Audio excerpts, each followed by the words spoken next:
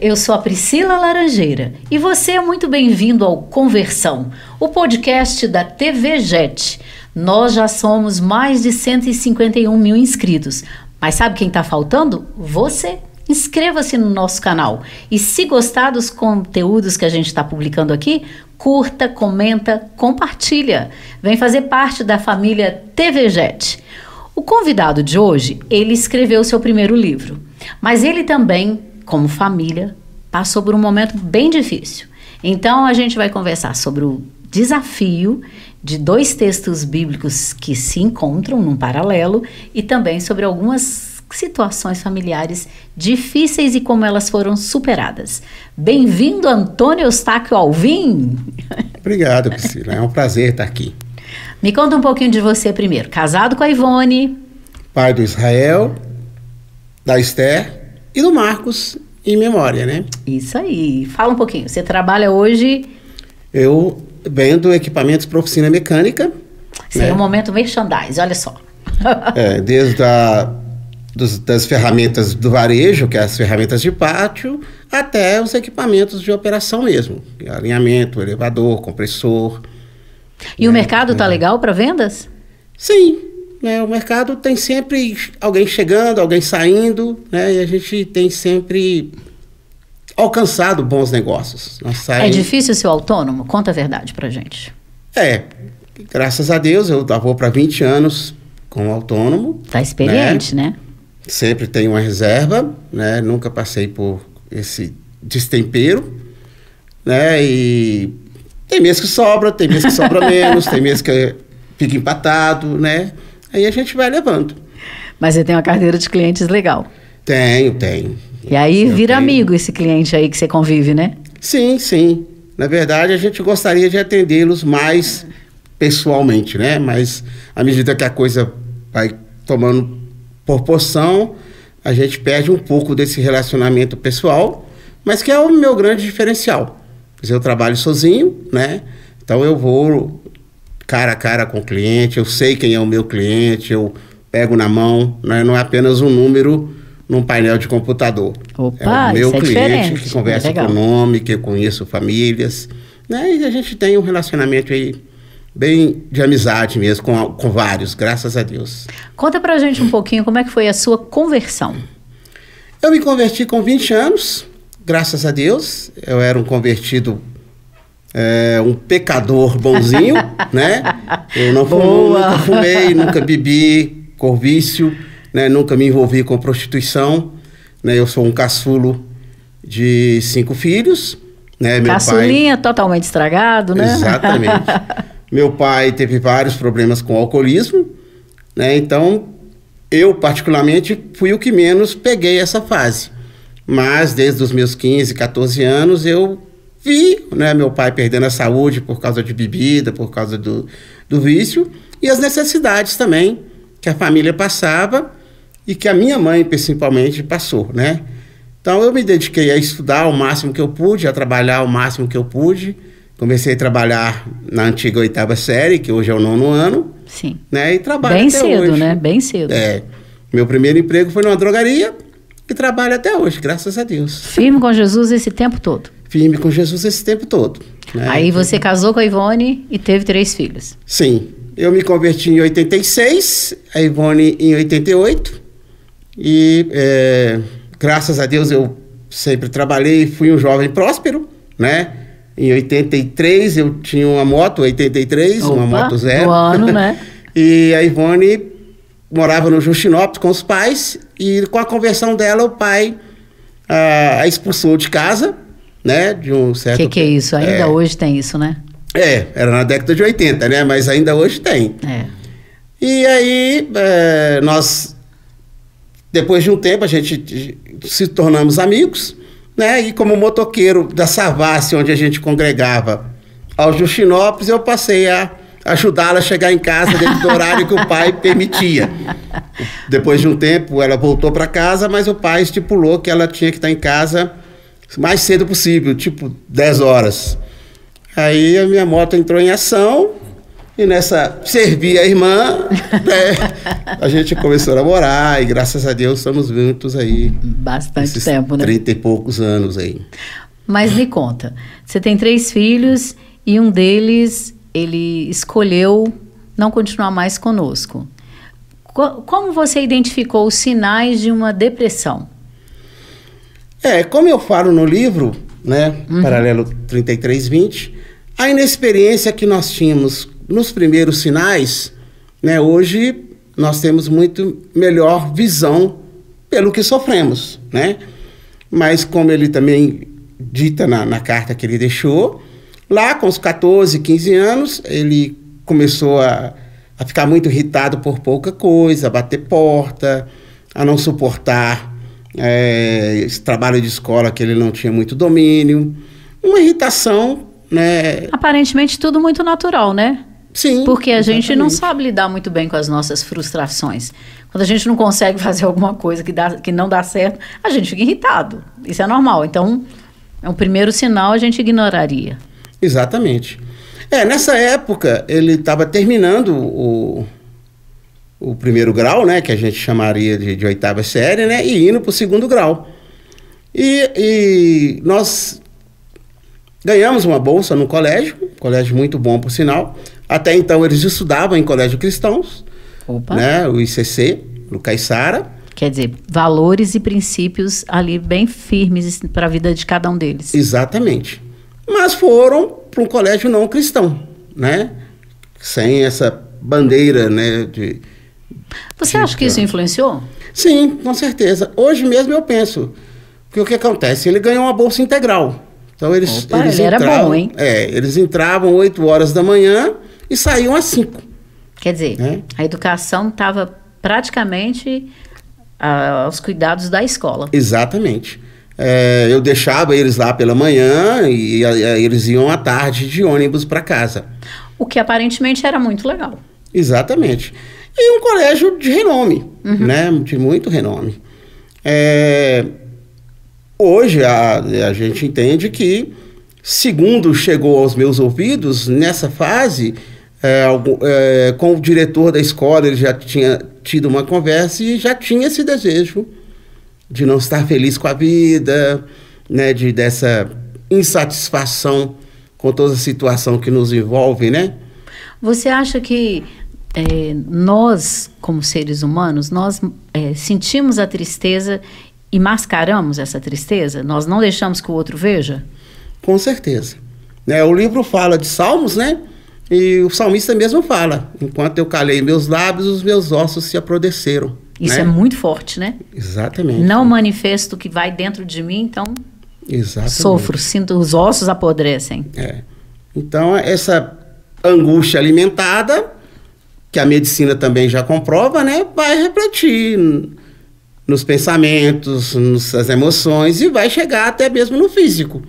Até onde eu posso entender que a medicina também já defende, né, com clareza. Quando você em algum momento percebeu que essa irritabilidade, essa tristeza era algo além do suportável? Sim, né? Na carta mesmo que ele deixou, ele menciona exatamente um acontecimento que foi por volta aí dos 16 anos. Ele foi com a mocidade da igreja para uma praia no Espírito Santo, né? Até então ele tocava na igreja, ele fazia parte do grupo de louvor. E antes que eles voltassem, já tinha chegado aos nossos ouvidos que lá ele comprou um maço de cigarro e estava andando com um maço de cigarro no bolso.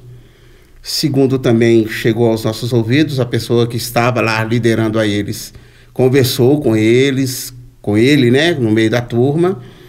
E quando ele chegou, nós conversamos, né? Eu questionei a ele o porquê daquilo. Biologicamente, ele já tinha conhecimento de todo o mal que um vício de cigarro traz, né? Mas a gente focou exatamente no porquê da necessidade daquele cigarro. Talvez fosse só um ato de rebeldia para chamar atenção, ou não? Você acha que já era vício?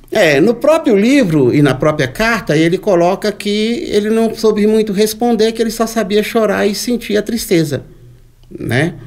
Mas aí nós até então não vimos mais o cigarro nas mãos dele. Ele não fumou mais. Não fumou mais. Né? Pelo menos na nossa presença, né? Mas ele formou, passou... E abandonou a fé. Sim. Na verdade, ele foi um processo, como diz gradativo, também o salmista, né? Um abismo puxa o outro abismo, né? Ele, com essa dificuldade de relacionamento entre pessoas, né? Ele acabou não aguentando mais participar do grupo de louvor, foi disciplinado algumas vezes, tal, ele acabou saindo do grupo de louvor, consequentemente afastou-se da igreja, né? E logo depois ele arrumou um bom emprego, né? Porque ele já estava trabalhando com a área que ele sempre sonhou, que era desenho, e saiu de casa. Então, o que eu percebo que esses dois princípios pode ter sido crucial também no decorrer dessa caminhada, porque ele abandonou a proteção da casa, né, da família, e abandonou a proteção da igreja.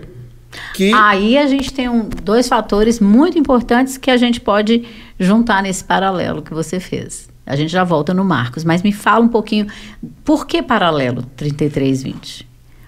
Depois a gente já vai voltar exatamente nesse ponto que você está, mas me fala por que paralelo 33:20? É uma forma graciosa que eu recebi do Senhor, eu creio, né, que é exatamente o livro de Salmos, o Salmo 33:20, que fala, né, que a minha alma... A esperança, né, da minha alma. A minha esperança da minha alma está no Senhor, meu auxílio e meu escudo. E o livro de Jó, 33:20, que fala o contrário, que a alma angustiada abomina até a boa comida. Né? Aí você fez um paralelo da alma angustiada que abomina a boa comida e a esperança está no Senhor. Isso, com a alma que tem a esperança no Senhor. Eu acho isso brilhante. Me conta mais disso aí. Tudo é graça do Senhor, né? Eu, graças a Deus, nesses 30 e poucos anos, eu me habituei a meditar, a buscar conhecer, a ouvir. E vim lendo o livro de Jó, li várias vezes, né?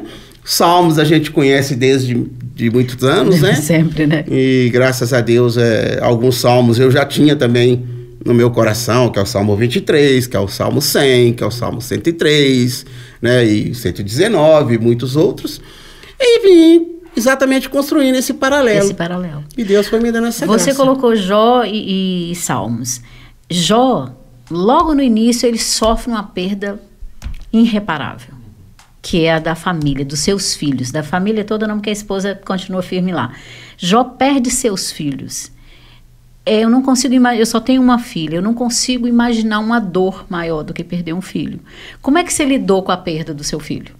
Jó perdeu todos por acidente de uma vez só. Não, e Jó era tão cuidadoso que ele orava até pelo futuro erro, por um possível erro dos seus filhos. E ele perde todos. Exatamente. É um princípio muito legal, essa ideia de apresentar uma oferta, né, em prol dos seus filhos. Hoje, pelos vivos, né, pelos que eu tenho os dois vivos, eu procuro fazer isso. Né, também tem esse princípio. Com uma certa frequência. É imensurável. Né? Um amigo até me disse que são as duas dores maiores de um ser humano. A dor da depressão, né, que é a primeira, e a dor de perder um filho, que é a segunda, né? O Marcos sofreu a primeira e nós, eu e minha esposa, sofremos a segunda, né? Com os irmãos também, que, claro, também sofreram. Eu me refugiei exatamente no Senhor, né? Eu tenho uma oração também, que o salmista fala, diz para minha alma, né, que o Senhor é o meu consolo. Glória a Deus. Então, o salmista... Isso é perfeito, né? O salmista... Porque ele diz o quê? Diz para minha alma, cura as minhas emoções. Exatamente. E é o que Deus está fazendo, né? E o salmista, ele tem muitos salmos no pessoal, né? No primeiro pronome. Então, isso exatamente essa que é a ideia do livro, né? Não é apenas tratar do outro, é tratar de mim, né? Do meu coração, da minha alma, da minha esperança, né? O meu Deus, né? É muito grandioso isso, né? O Deus do universo, né? Sabe o seu nome, se importa com você. Exatamente. E é o meu Deus. Glória a Deus. É o meu Senhor, é o meu Deus, né? E está comigo. Você, por ter uma experiência com Deus intensa, profunda, você sente que você conseguiu lidar melhor com a situação ou você se afundou totalmente na perda? Não, com certeza. Não, se não for o Senhor, há muito eu teria perecido. Isso também está na palavra. Na verdade, assim, a gente ouve muita coisa, né? Tanto de cristãos e não cristãos, né? Certo. Sempre impondo principalmente ao pai, né? Ao sacerdote da casa, né? Responsabilidade ou culpa? Todos os níveis, né? Até eu, nesse ponto, eu recebi de várias situações, né? E eu me identifico muito com Eli, né? O profeta? Não, Eli o sacerdote. Tá. Né? Nesse ponto, eu sou muito... mesmo, Eli, o sacerdote que vai lá ouvir Ana, mãe de Samuel. Isso, tá. Que morreu, né? Porque ele recebeu as notícias que os filhos tinham morrido, né? E a Bíblia fala que o erro de Eli foi exatamente acobertar os erros dos filhos. Né? A omissão, né? Ele Exatamente. Sabia que eles estavam errando e não fez nada, né? Exatamente. Né? Com o Marcos, depois que ele estava fora de casa, de maior, vivendo com seus recursos, né, bem ou mal, por N vezes que nós conversamos, eu fui claro com ele, né? Que ele estava abandonando ao Senhor, que ele estava, né, que ia ter consequência, né, que não tinha sentido. Nós temos uma casa, né, que graças a Deus, que ele tinha um espaçozinho dele e ele abriu mão disso tudo para viver de aluguel, né? Quer dizer, uma despesa extra e desnecessária, né?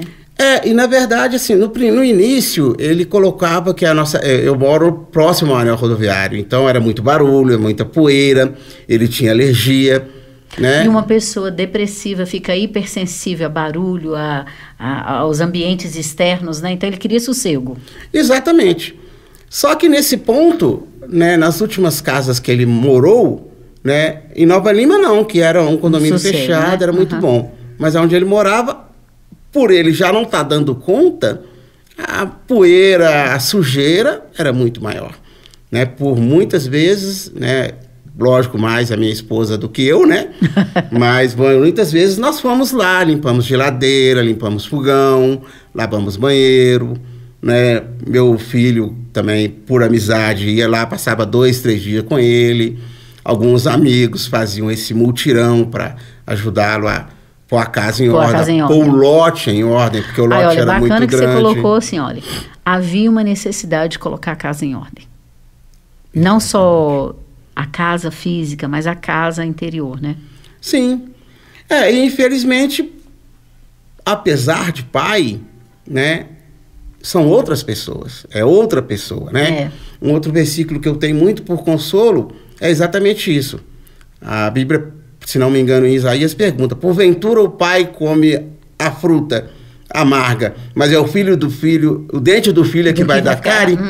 Né? Então, assim, ele fez as escolhas dele. Infelizmente, nem todas me agradou. E muitas delas eu fui chamando atenção, corrigiu, né? E às vezes, né, recebi exatamente esse peso de não ser o legal, né? Com certeza. Que a mainha era muito mais legal, né? Porque, graças a Deus também a minha esposa é muito mais carinhosa, era muito mais atenciosa, era muito mais paciente. Ofereceu mais o colo, exatamente. Né? E na carta ele pede desculpa para ela, né? Para mim ele só deixou o número e falou: liga pro meu pai. Mas graças a Deus por isso, né? Liga pro meu pai, porque meu pai sabe como agir nessa situação. Exatamente. Ele botava fé em você. Sim, sim, graças a Deus. Tá, e agora, de passado algum tempo, pouco tempo, como é que você está? É um processo diário, né? De não esquecer, mas de suportar a saudade, né? A gente não esquece, mas cada dia vai doendo menos, né? Era uma ferida aberta, né? Aberta, é uma ferida em processo de cicatrizagem, né? E a cicatriz vai sempre ficar. E a gente ainda tem alguns pertences, a gente ainda tem alguns desenhos, a gente ainda tem alguns móveis que a gente ainda não resolveu, o violão ainda está lá, que ele tocava, né? Ele tocou bateria na igreja e nos últimos tempos ele tocava num grupo de bloco de carnaval. Então ainda tem uma caixa. Quer dizer, o talento ainda estava ali, né? Sim. Então ainda tem uma caixa lá em casa, que eu não sei de que bloco que é, que eu tenho que procurar saber de quem que é para devolver. Então foi muito, né? Ele nunca vai deixar de ser meu filho, né? Verdade. E a minha grande esperança é naquele dia do Senhor, né? Ter a agradável surpresa de que deu tempo para ele falar, Senhor, olha só para mim aqui, né? Exatamente. E no final da carta ele coloca exatamente isso, que ele estava tranquilo e até com uma certa esperança. A minha grande expectativa é que essa esperança seja no Senhor. Amém. Conta pra gente então. Jó estava no momento, no 33:20. Extremamente de angústia. Extremamente de angústia. Ele via comida e não tinha vontade de comer. Que para o depressivo, para o angustiado, é uma rotina real. Ou o outro lado, né? Que é o lado impossível de comer acima do que precisa, né? Que também é uma realidade. Aí Jó estava cheio de feridas, coçando com um caco de telho. Eu acho que a comida não era mesmo um momento decisivo. Aprazível. É aprazível. Mas me fala, então Jó está nesse momento horrível. E o salmista? E o salmista está com a esperança plenamente no Senhor, né? São angústias. O salmista também viveu grandes angústias, né? Davi teve momentos de falar, pequei contra ti somente, não sou digno, meu pecado. Davi também teve momentos assim de se entregar completamente. Mas o paralelo que você fez é de um momento terrível de Jó com um momento de exaltação, né? De adoração, de esperança, né? Exatamente. Eu acho que o grande privilégio que Davi teve foi exatamente esse crescimento no Senhor, né?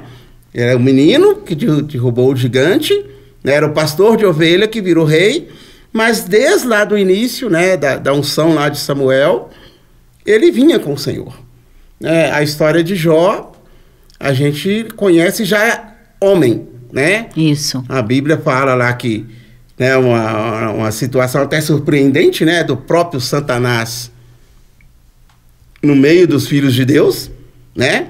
A Bíblia fala que um belo dia os filhos de Deus se apresentaram diante do Senhor e Satanás veio no meio, né? E o próprio Senhor fala, de onde vem? Ele fala, eu vim da terra de rodear por ela. Ele fala, viste o meu servo Jó? Homem íntegro, reto, que se desvia do mal. Olha só. E aí Satanás já pega a brecha, né? Que tira tudo dele que ele vai te amaldiçoar. E eu creio que exatamente, né, na presciência do Senhor, o Senhor já sabia que lá na frente Jó iria sair por cima. Aí foi que ele ia mudar a história, né? Aonde o Senhor permitiu, né, que Satanás o tentasse e tocasse nele até um certo nível, né? Que o próprio Senhor, na ordem que dá a Satanás, olha, nele você não toca, né? Tira tudo, pode brincar aí o que você quiser, mas nele você não toca. Quando toca, não mata. Não toca o toque limitador da própria presença de Deus, né? Você está falando que Deus deu permissão até um certo ponto. Mas uma coisa interessante na vida de Jó é que a esposa dele, apesar dela ir lá falar, Deus não leva a esposa. É fundamental a participação da esposa na reconstrução da família? Com certeza. Na reestrutura depois de uma perda tão grande? Com certeza.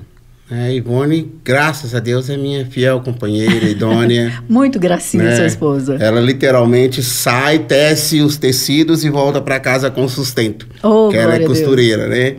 Então, ela é meu ponto de apoio, né? Nós, graças a Deus, temos muita cumplicidade, né? Essas orações foi um momento pessoal, mas por N vezes nós tínhamos orações juntas, conjuntas, né? Tínhamos como família antes, né, dos meninos crescerem, né?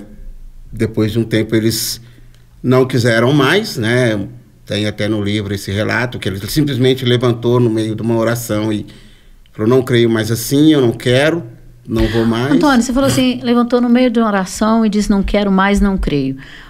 O que é que está acontecendo com a juventude? Você acha que a influência da escola, da faculdade, do meio, de tanta informação que eles estão consumindo, que eles não estão valorizando a presença de Deus? Priscila, eu não sei dizer. Eu quero acreditar que ainda tem 7 mil que não dobram seus joelhos. Glória a Deus, um remanescente fiel. Isso. Eu vejo muitos jovens cheios de Deus, né? A gente vem de uma igreja menor, mas aqui a gente vê, né, centenas de jovens. Nessa igreja também eu fui líder de jovens por uns 4 ou 5 anos. A gente tinha lá 8, 12 jovens, mas cheios de Deus, né? Muitos desses jovens hoje são jovens senhoras, né? Jovens senhores, né? A gente teve há pouco tempo um consagrado a pastor, né? A gente tem missionários, né? A gente tem, né, mulheres tementes, homens tementes. Então, isso é gracioso. Quer dizer, tem um remanescente que vai permanecer fiel, independente da influência externa? Eu creio que sim. Né? Graças a Deus, eu creio que a nossa geração, né? A que eu vivi, pelo menos, eu louvo a Deus, porque, né, às vezes a gente pensa, né, no líderes que nós tivemos, né? Todas as igrejas que nós passamos, que foram, nesses 30 anos, umas 3 ou 4. Bem pouco, ficaram bem fiéis, né? Exatamente. Então, nós tínhamos e temos, né, lideranças perfeitas, né, no sentido, não perfeitas, mas humanamente falando, que papel, cumpriram o papel, né? De ensino, né? Nos convertemos numa igreja, né, que era a Missão Evangélica Ágape, de Jocum, né, de grandes nomes, né, de Katz Barneia, de Diante do Trono, de David Keelan, né, de Níver Soares. O David Keelan é nosso. Exatamente. Pra gente é muito importante ainda falar isso, viu, David? Né? Ainda está aí, né? Mas assim, era incrível, né? Eu louvo a Deus porque eu passei brindado por isso tudo, né? Como eu disse, nunca tive um problema com drogas, tive a oportunidade de experimentar, tive convites, né? Talvez hoje a oferta seja maior, talvez hoje a permissão seja maior, né? A modernidade, né, de assumir que usa droga, né, de assumir o homossexualismo, de assumir até mesmo a rebeldia, né, de criminalidade mesmo, né, seja maior. E o incentivo nisso, não, de se aceitar, seja maior. Porque a minha geração, né, era raro você ver, né, você ia na escola, na faculdade, né, você via no banheiro a galera fumando, né, eu fiz Cefete, né, você ia lá nos cantos, tinha lá sempre um grupinho com os baseados, né. Talvez era mais difícil achar, era mais caro, né? Mas hoje a coisa pode ser mais fácil, né? Tá na esquina, é mais barato, diversificou-se, né, o tipo de droga, né? Que a gente veio conhecer droga, era maconha, né? Então hoje já tem um leque aí de outras drogas sintéticas, muito mais nocivas, muito mais destrutivas, que estão aí. E o conselho de antes é o mesmo de hoje, fuja. Sim, com certeza, com certeza. Exemplo, creio que exemplo você escolhe, né? Eu amo meu pai, né, pelo que ele fez, né? Eu outro dia vi a carteira dele, o primeiro emprego dele formalizado como predeiro, ele tinha 42 anos. Oh. Então ele veio do interior com a família para nos dar uma condição, né, condição melhor. Então assim, então eu fico muito tranquilo nisso também como pai. Existe uma história de 2 gêmeas, né? Geradas aí na mesma placenta, né? Univitelinas, que os pais eram alcoólatras. Uma se tornou alcoólatra, a outra não. E para surpresa nossa, a resposta das duas era a mesma. Por que você é alcoólatra? Ah, porque eu vi meu pai beber. Por que você não é alcoólatra? Porque eu vi meu pai beber. Ou seja, você faz suas escolhas, né? Exatamente. Então, o exemplo você escolhe. Então, no universo que nós temos, temos vozes a ouvir, temos escolhas a fazer, né? E, infelizmente, escolhas são pessoais, né? Opa! Não dá para escolher Olha só, pelo nosso outro. tempo de podcast estourou, mas eu quero que você deixe uma mensagem para o pessoal que está nos ouvindo. Pode ser como pai, como irmão em Cristo, como autor, o que você quiser falar que vem do seu coração para o pessoal que está nos ouvindo aí. Como pai é amar ao máximo os seus filhos, né? Sejam eles como for, né? Estejam eles onde estiver, é amar, é amar, é amar, né? Na própria carta, o Marcos pede perdão pelos olhares desviados, pelos abraços não dados, né? Pelos momentos que chegava e entrava para o quarto sem dar muita bola, né? Mas nós percebemos também que uns 2 meses antes, ele vinha se despedindo, né? Ele me ligou uma semana antes, ele me ligou uns 3 dias antes, mas, né, nós conversamos, brincamos, ele esteve lá em casa, né, no dia 15, né, o momento fatídico foi no dia 28, ele esteve no dia 15, brincou, né, abraçou, beijou, tirou uma foto minha, postou um texto no Instagram dele. Na época, exatamente por algumas questões que eu não queria acompanhar, eu não o seguia, né, ficava sabendo pela mãe, pelos irmãos, mas ele postou esse texto, até ele fala, eu vou postar porque eu sei que o meu pai não tem Instagram. Eu usava o Instagram extremamente para trabalho. Mas, então é isso, é amar os filhos, é abraçar ao máximo, né? Eu ouvi uma ministração do pastor Daniel, né, essa semana, ele falando exatamente isso, que até os 10 anos você tem todo o acesso de formá-los, né? Depois disso, eles começam a se afastar. Então, antes dos 10, é abraçar, é beijar, né? Hoje, graças a Deus, com Israel, né, que é o meu filho mais velho, né, de 24 anos, eu falo, olha, você tá precisando fazer a barba, o abraço tá me apertando, né? Ele é mais forte do que eu, ele é mais alto, mas graças a Deus eu tenho 2 filhos amáveis, eu quero abraçá-los, beijá-los, né? E pelo Senhor, né? Não, minha expectativa é viver os melhores dias da minha vida diante do Senhor, né? E fazer do paralelo aí 33:20 uma esperança para os vivos, né? Infelizmente, pelo Marcos, a gente não pode fazer mais coisas, né? Mas pelos vivos, a gente ainda pode fazer, eu quero fazer até onde o Senhor me permitir. Amém. Então, no Conversão de hoje, a gente teve o Antônio Eustáquio Alvim, um pai corajoso, um pai responsável, um pai amoroso, que além de ter um testemunho maravilhoso para edificar a nossa vida, também tem o paralelo 33:20 para abençoar você. Então, muito obrigada, Antônio, e até a próxima. Eu que agradeço. Até a próxima.